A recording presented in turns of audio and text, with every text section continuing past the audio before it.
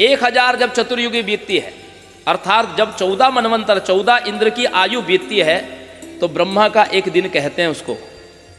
अप्रलय काल जो होता है जिसमें सृष्टि जलमग्न रहती है, उसको ब्रह्मा की रात्रि कहते हैं। उसको कहते हैं एक कल्प। ब्रह्मा का दिन मतलब एक कल्प। ब्रह्मा की भी 100 वर्ष की आयु है, जिसमें से 50 वर्ष की ब्रह्मा की आयु बीत चुकी। और इस सृष्टि में कितने ब्रह्मा जन्म ले चुके, कितने मृत्यु को प्राप्त हो चुके, इसकी भी गणना नहीं है।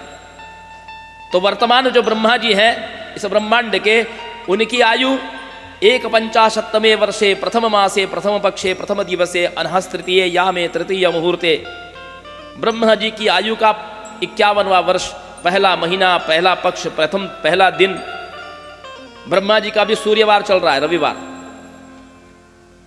तीसरा मुहूर्त चल रहा है ब्रह्मा जी का, लाखों वर्षों से ये चला आ रहा है, लाखों वर्षों से यही संकल्प चल रहा है। ब्रह्मा जी की जब 100 वर्ष की आयु, ब्रह्मा जी का जब 1 वर्ष बीतता है, तो भगवान विष्णु का एक दिन होता है। और जब भगवान विष्णु का एक दिन बीतता है, ध्यान से सुनिएगा शिव पुराण क्या कह रहा है। ब्रह्मा जी का जब 1 वर्ष बीतता है तो श्री हरि विष्णु का एक दिन होता है। और श्री हरि विष्णु का जब 1 वर्ष बीतता है तो भगवान रुद्र का एक दिन होता है। जब भगवान विष्णु का 1 वर्ष बीतता है तो भगवान रुद्र का एक दिन होता है। और जब भगवान रुद्र के 100 वर्ष की आयु बीतती है तो भगवान सदाशिव एक बार श्वास लेकर के छोड़ते हैं। भगवान का एक निश्वास होता है। किनका? सदाशिव का। अब आप कल्पना करिए कि भगवान के एक बार श्वास लेके छोड़ने मात्र में आप कितने करोड़ों बार जन्म लेकर के मर जाते हैं, इसकी कोई गणना नहीं है। भगवान सदाशिव के एक निश्वास छोड़ने मात्र में इस काल में आप कितने बार पैदा होकर के मरते होंगे, कितनी पृथक पृथक योनियों में जाते होंगे, इसका कोई हिसाब नहीं।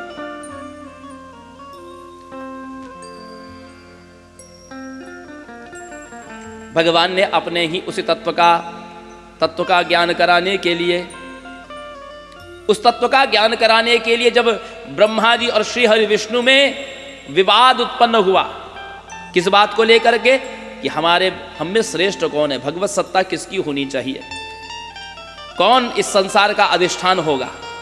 जब इस बात को लेकर के क्लेश छिड़ा, उसी समय तेजो में देवता भगवान सदाशिव की शरण में गए। भगवान सदाशिव एक तेजोमय लिंग, ज्योतिर्लिंग के रूप में प्रकट हो गए। उस ज्योतिर्लिंग का पता लगाने के लिए ब्रह्मा जी हंस का रूप धारण करके, रुद्र संगीता के अंतर्गत, अभी तो विद्येश्वर संगीता चल रही है सज्जनों माताओं, रुद्र संगीता में नारद जी ने प्रश्न किया है ब्रह्मा जी से। नारद जी कहते हैं कि हे पितामह, एक बात बताइए, आपने हंस का और शिव जी ने, भगवान श्री हरि ने वाराह का रूप क्यों धारण किया? तो ब्रह्मा जी कहते हैं कि हे नारद, हंस की ऊर्ध्वगति होती है, ऊपर उड़ता है। दूसरी बात, हंस में नीर और क्षीर का विवेक होता है। यदि दूध और पानी मिला करके एक रख दिया जाए तो हंस ही एक ऐसा जीव है कि जो दूध पी लेगा, जल को छोड़ देगा। नीर क्षीर का विवेक हंस के पास में होता है। और इस तत्व का पता, सही वास्तविक पता लगाने के लिए ही मैंने हंस का रूप धारण किया था। और नीचे की ओर अधोगति में जाने वाली सबसे तेज गति किसकी होती है? बोले वराह की। इसीलिए भगवान श्री हरि ने वाराह का रूप धारण किया। जिस दिन से भगवान श्री हरि ने वाराह का रूप धारण किया, उसी समय से यह वाराह कल्प शुरू हुआ। लेकिन ब्रह्मा जी कहते हैं कि मुझे जब उसका दर्शन नहीं हो पाया तो मैंने अपने उस हंस रूप का भी त्याग कर दिया और अपने पूर्ववत शरीर में आ गया। कल आपने श्रवण किया कि केतकी का पुष्प हजारों वर्ष से उस ज्योतिर्लिंग के शिरोभाग में से गिर रहा था। ब्रह्मा जी भी कई हजार वर्ष तक ऊपर गए, लेकिन उनको ऊपरी भाग नहीं मिला। उन्होंने केतकी के पुष्प को लेकर के गवाही दिलवाई।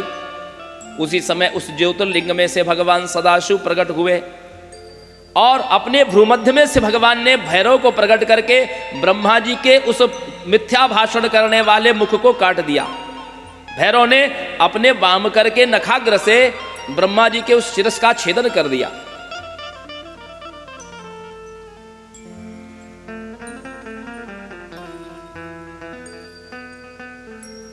केतकी के पुष्प को श्राप दिया, ब्रह्मा जी को श्राप दिया सदाशिव ने कि हे ब्राह्मण, आज से तुमने अपने आप की भगवत सत्ता मानने के लिए, अपने आप को सृष्टि का अधिष्ठाता बताने के लिए तुमने झूठ बोला है, इसलिए संसार में तुम्हारा न कोई मंदिर होगा, न तुम्हारी पूजा होगी, और केतकी का पुष्प भी मेरी पूजा में कभी प्रयुक्त नहीं होगा। इन दोनों ने भगवान सदाशिव की जब स्तुति की तो ब्रह्मा जी को आदेश दिया कि आज से तुम यज्ञ आदि स्मार्त अग्निहोत्र आदि कर्म के तुम इष्ट रहोगे। तो यज्ञ में ब्रह्मा जी की कुश के रूप में प्रतिष्ठा होती है, अग्नि संज्ञक ब्रह्मा होते हैं। यज्ञ में अग्नि जो है वो ब्रह्मा का ही स्वरूप है, अथवा ब्रह्मा ही अग्नि है। और केतकी के पुष्प की स्तुति, केतकी के पुष्प ने कहा कि प्रभु, आपका नाम लेने वाला, आपकी कथा सुनने वाला जब निष्पाप हो जाता है, मैं तो साक्षात आपका दर्शन कर रहा हूं। केवड़े के फूल ने कहा कि मैं तो साक्षात आपका दर्शन कर रहा हूं, तब मैं भला पापी कैसे रहा। तो मुदित होकर के भगवान ने केतकी के पुष्प को आशीर्वाद दिया कि मेरी पूजा के अलावा, क्योंकि मेरा वाक्य ब्रह्म वाक्य है, इसलिए मैं अपने वचन को वापस नहीं ले सकता, लेकिन मेरी पूजा के अलावा तो हर प्रत्येक देवता की पूजा में श्रेयस्कर होगा। मंडप के शिरोभाग में तेरा अधिकार होगा। केतकी के पुष्प को मंडप के शिरोभाग में लगाया जाता है और श्री हरि को अपनी समत्व प्रदान किया। संसार में सर्वत्र तुम्हारी ही पूजा होगी, तुम्हारे मंदिर बनेंगे, तुम्हारा नाम जपा जाएगा, तुम्हारे विविध अवतार होंगे, और मैं अपने समत्व तुमको प्रदान करता हूं, अपने समान तुमको बनाता हूं। ब्रह्मा जी और श्री हरि ने पूछा, हे नाथ, एक बात बताइए कि हमको यह अज्ञान क्यों व्यापा। भगवान शिव कहते हैं, सदाशिव कहते हैं, क्योंकि तुम मुझे तत्व से नहीं जानते। विष्णु ने पूछा कि आपका तत्व क्या है। बहुत ध्यान से सुनिए, आपका तत्व क्या है। भगवान सदाशिव कहते हैं, मेरा तत्व है ओम, ओमकार, जिसको प्रणव कहते हैं।